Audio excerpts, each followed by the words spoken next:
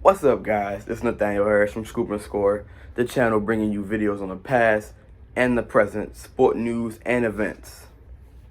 Today I'm back with another video, and the topic is going to be substance abuse. Substance abuse has been a problem in our society for decades. The term substance abuse generally implies addiction, and addiction occurs when you use a substance so much that you become dependent upon it.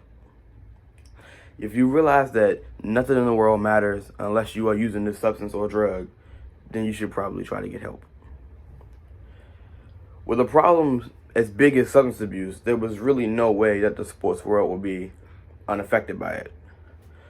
This video will go in depth about the sports world and how drugs and substance abuse has run through it. There are 7 different classes of substances, both illegal and legal. You have stimulants, depressants, hallucinogens, inhalants, opioids, dissociatives, and cannabis. Each class has its own effects on you both mentally and physically, but all the effects can be harmful and sometimes deadly. Stimulants impact the body's central nervous system, causing the user to feel as if they are speeding up, hence why they are called uppers.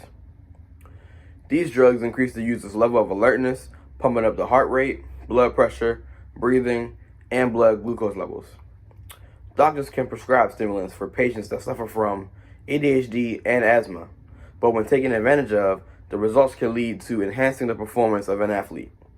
Around 3% of college athletes have reported using stimulants. Depressants also affect the central nervous system, but they have the opposite effect of stimulants. This class of drugs makes the body feel like it's slowing down, so instead of uppers, these are downers. Doctors prescribe depressants for issues that prevent the sufferer from fully relaxing. These drugs often offer a sedative experience to users, making them a tempting choice for people who wish to escape from everyday stresses, such as athletes. Being an athlete is stressful, so they would take depressants to escape from their reality. Alcohol is one of the most popular depressants, and between 71% and 92% of college athletes have reported using it in their college careers. Hallucinogens are drugs that can alter a person's surroundings and create sensations that seem real but aren't. They can either be made from plants, fungi, or can be made from man-made materials that are synthetic ingredients. These type of drugs are separated into 2 main categories: classic hallucinogens and dissociative drugs. Both types can create a false reality sensation, but dissociative drugs allow the user to also feel disconnected from the body. Dissociatives distort the user's perception of reality and can cause the user to feel like they have disconnected from reality. Some users report that they feel like they are watching themselves from outside their bodies. This can give you a false sense of invisibility, which would help you to engage in risky behavior such as driving under the influence. These drugs work by interfering with the brain's receptors for the chemical glutamate, which plays a significant role in cognition, emotionality, and pain reception. Inhalants are mostly made up of everyday household items. These drugs can cause brief feelings of euphoria. Inhalants are always inhaled and are gases or fumes, and the high that you get will be slightly different between different inhalants, but most abusers are willing to inhale whatever they acquire. Opioids are powerful painkillers that produce a feeling of intense high in users. Derived from the poppy plant, opioids are often prescribed by doctors to patients who are suffering so bad that the patient is having a hard time completing day-to-day activities. They are extremely habit-forming and can cause addiction in as little as 3 days.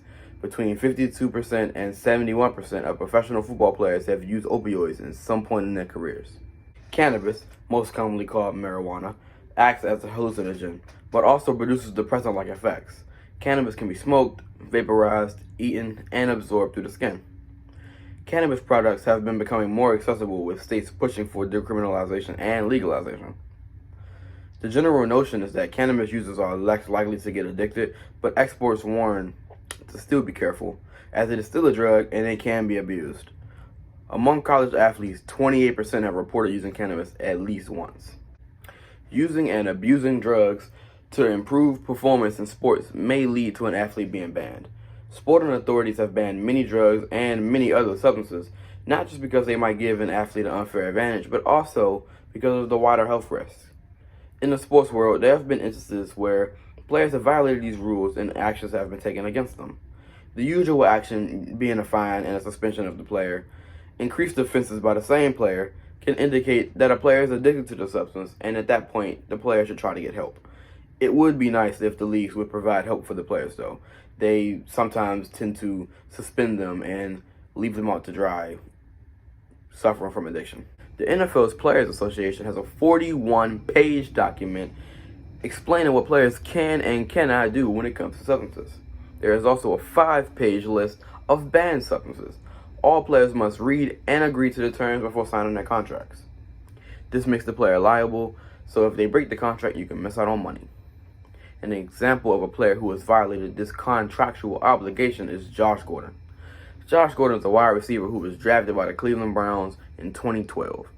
He went on to lead the league in receiving yards in 2013, but since then has not played a full season in the NFL.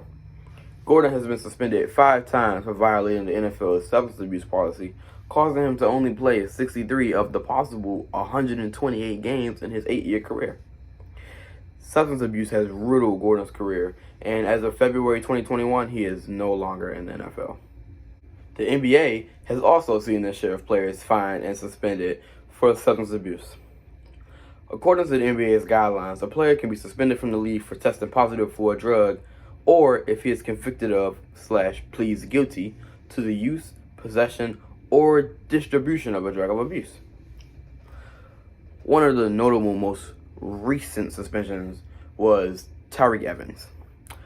Evans was drafted in 2009 by the Sacramento Kings and since then has played for the New Orleans Pelicans and the Indiana Pacers. Over his career, he has averaged 15 points, 5 boards, and 5 assists per game. Pretty average. In 2019, Evans was suspended for 2 years for violating the league's substance abuse policy. He has the chance to be reinstated this year, but honestly, I don't think many teams will take a chance on him. He only averages, average numbers, and with the history of substance abuse, I wouldn't take a chance on him.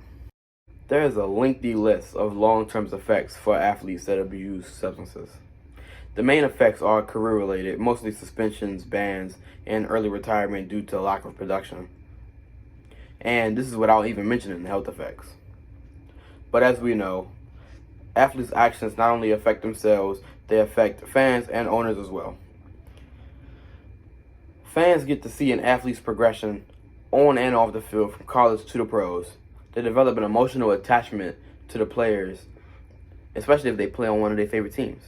So, for instance, if you have been watching Josh Gordon from college and you really loved his play style and his talent level, you would be very excited to come see him play for your favorite team.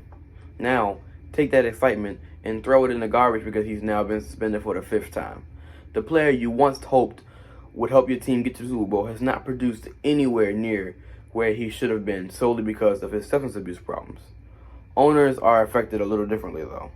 Owners are the ones that actually take chances on him. Gordon has played for 3 teams, so 3 teams saw his potential, and he got suspended off of each team. Now, the owner has to go and try to fill the void that player has left, which is not easy. Substance abuse, in my opinion, is a serious issue that is crippling the careers of athletes that fall victim to it. As you have heard in my 2 examples, the professional leagues are serious about suspending and banning players to eradicate the problem. But as a person that makes millions upon millions of years, the leagues assume that if they suspend you, it will stop your income, and that's a reason enough for you to stop using drugs. But in the case of Josh Gordon and Tyreke Evans, we saw that that's not true. Personally, I believe that there should be more to be done to help athletes get back on track after slipping down the hole of substance abuse. Athletes are human too and should be treated as such. My name is Nathaniel Harris for Scoop and Score, signing off.